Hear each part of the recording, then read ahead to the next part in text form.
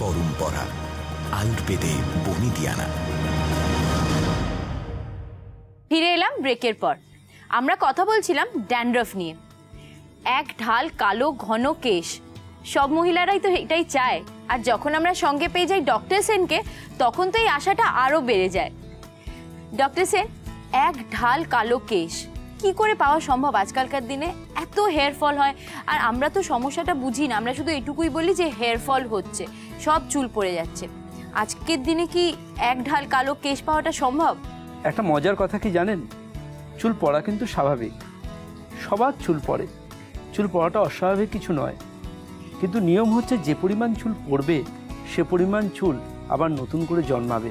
একটা সময় চুল গজাবে, একটা সময় সেটা বাড়বে, একটা সময় সেটা পড়ে যাবে। এটাই হচ্ছে চুলেরও একটা লাইফ স্প্যান। সুতরাং আমরা চুল পড়ে যাচ্ছে মানেই প্রচণ্ড রকম টেনশন করবো, অ্যাংজাইটি করবো, এরকম ব্যাপারটা নয়। হ্যাঁ, এর মধ্যে কতগুলো আলাদা আলাদা পার্ট আছে। যেমন ধরুন যে ইচ্ছে মতো হেয়ারকে স্টাইলাইজিং করা, পুরুষ মহিলা যে কোনো ক্ষেত্রে, সেটা কিন্তু হেলদি হেয়ার যদি হয় তাহলে ইচ্ছে মতো স্টাইলাইজিং করা যায়। কিন্তু হেলদি হেয়ার বুঝবো কী করে? প্রথম হচ্ছে মেডিকেল সায়েন্স বলছে চুল পড়ার অধিকাংশই কারণ আভ্যন্তরীণ। যেমন ধরুন থাইরয়েড স্টিমুলেটিং হরমোনজনিত সমস্যা, anaemia, jaundice, malaria, typhoid, metabolic disorder, বড় কোনো অসুখ, বা দেখা যায় যে গাইনোকোলজিক্যাল প্রচুর প্রবলেম, যেমন পলিসিস্টিক ওভারিয়ান ডিজিজ, এই ধরনের সমস্যাতেও কিন্তু চুল পড়তে শুরু করে। সমস্যার শুরুতে আমরা আমাদের পেশেন্টদের থেকে জানতে চাই চুল পড়ার প্যাটার্নটা কীরকম। মানে তেল হাত জল হাত শ্যাম্পু করলে কি হাতে চুল উঠে আসছে? চুল আঁচড়াতে গেলে কি মেঝেতে চুল ভর্তি হয়ে যায়?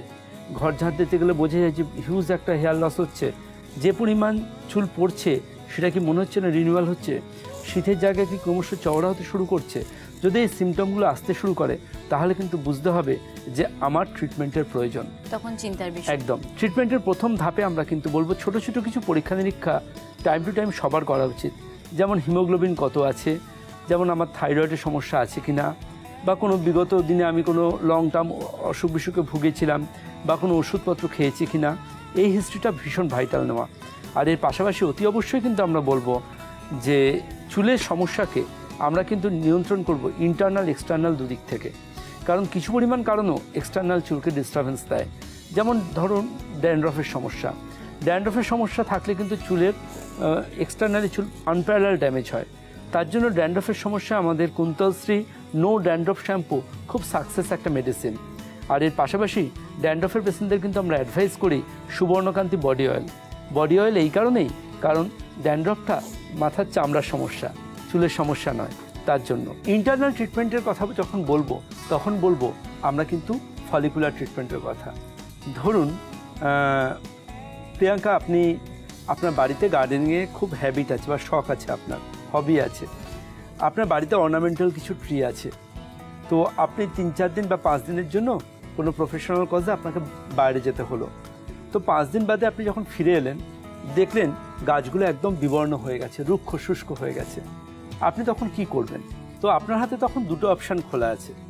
প্রথম অপশান হচ্ছে আপনি দোকান থেকে কিছুটা সবুজ রং কিনবেন আর একটা তুলি কিনবেন, এনে গাছটাকে সবুজ রং করে দেবেন যাতে দেখতে ফ্রেশ লাগে। আরেকটা রাস্তাও আছে, সে রাস্তাটা হচ্ছে তৎক্ষণাৎ গাছের গোড়ায় জল দেবেন, নিউট্রিয়েন্টস দেবেন, যাতে সে আবার শেকড়ের মাধ্যমে নিউট্রিয়েন্টস নিয়ে আবার একটা নতুন জীবন বা পুনর্জন্ম ফিরে পায়। তো আমরা কিন্তু একই বলি চুলের ক্ষেত্রে। এটা একটা এক্সাম্পল। ফলিকলসের কথা ভাবতে হবে, হেয়ার রুটের কথা ভাবতে হবে। যার হেয়ার রুট ভালো তার কিন্তু চুল শাইনি বাউন্সি হবেই, সিল্কের মতো ভেলভেটের মতো হেয়ার হবে। এই হেয়ার রুট বা ফলিকুলার ট্রিটমেন্টের জন্য আমরা কিন্তু অ্যাডভাইস করি আমাদের পেশেন্টদের পরম্পরা আয়ুর্বেদের কেশশক্তির কথা। কেশশক্তি ক্যাপসুল 2 করে দিনে 4 বার, টিনেজার থেকে শুরু করে যে কোনো বয়সের যে কোনো কেউ খাবার জাস্ট আধ ঘন্টা আগে 2 করে 4 বার, মোট 8টা কন্টিনিউ করুন কয়েকটা মাস। চুলের সমস্যার ভেতর থেকে সমাধান আপনি পাবেন। আর এক্সটার্নালি রইল পরম্পরা আয়ুর্বেদের সুকেশ লাইট হেয়ার অয়েল অথবা সুকেশ plus comparatively heavy hair oil, দুটোর যে কোনো একটা ইউজ করুন। বাতাসের পলিউশন এবং রুক্ষতা থেকে আপনার চুলের গোড়া থেকে আগা প্রোটেকশন পাবে। এই জায়গা থেকে অতি অবশ্যই কিন্তু আমি বলবো যে কেশপূর্ণা হেয়ার প্যাকের কথা। সপ্তাহে 1 দিন কেশপূর্ণা হেয়ার প্যাক ইউজ করলে আমাদের চুলের একটা গোড়া থেকে আগা একটা আলাদা স্পেশাল প্রোটেকশন হবে। চুল কন্ডিশনিং করবে, চুল বাউন্সি এবং সিল্কের মতো হবে। কুন্তলশ্রী ডাস্ট শ্যাম্পু দিয়ে সপ্তাহে একটি বার শ্যাম্পু করা, আর ফাইনালি কুন্তলশ্রী প্রিমিয়াম বা কুন্তলশ্রী প্লাস শ্যাম্পু দিয়ে প্রপারলি ওয়াশ করে ফেলা। আর ড্যান্ড্রফের সমস্যা তো অলরেডি বলেইছি, নো ড্যান্ড্রফ শ্যাম্পুর কথা। এগুলো কন্টিনিউ করলে আমি মনে করি কেশশক্তি ভেতর থেকে আর externally Sukesh, Sukesh plus, Keshpurna, Kuntalshree, no dandruff এই মেডিসিনগুলোর হাত ধরে যে কোনো কেউ অবশ্যই চুলের একটা সঠিক ট্রিটমেন্ট ফিরে পেতে পারেন ডক্টরসমেড মেডিসিনের সাথে। চুলের নানান সমস্যার মধ্যে আরেকটাও সমস্যা হলো গ্রে হেয়ার। আপনি যখন সমস্ত সমস্যা সমাধান করেছেন, এর সলিউশনটাও আপনি বলুন। অ্যাকচুয়ালি প্রিয়াঙ্কা, পাকা চুলকে কালো করা যায় না, আর আমি বিশ্বাস করি সাদা চুলের একটা আলাদা সম্মান আছে। কিন্তু অল্প বয়সে যদি চুল পাকে, অবশ্যই আমি বলবো কেশশক্তি ক্যাপসুল তিনি ইউজ করতে পারেন। আর এর পাশাপাশি আমাদের পরম্পরা আয়ুর্বেদের হেনা আছে, যে হেনা চুলের মধ্যে একটা ন্যাচারাল কালার, হার্বসের ডিরাইভ যে কালার, সেই কালারটা দেবে। সুতরাং যাদের অল্প বয়সে চুল পাকছে মনে হয়, তারা অবশ্যই পরম্পরার হেনা ইউজ করতে পারেন। আর তাতে আমার মনে হয় আলাদা একটা গ্ল্যামারও বাড়বে, একটা হালকা রং যখন আসবে লুকটাও চেঞ্জ হবে। Thank you so much doctor Sen. কিন্তু পরের সপ্তাহে যখন আপনাকে আমরা পাবো, তখন কিন্তু অন্যান্য অনেক সমস্যা নিয়ে বসবো। নিশ্চয়ই প্রিয়াঙ্কা। আর আপনারা ভালো থাকবেন, চুলের যত্ন করবেন।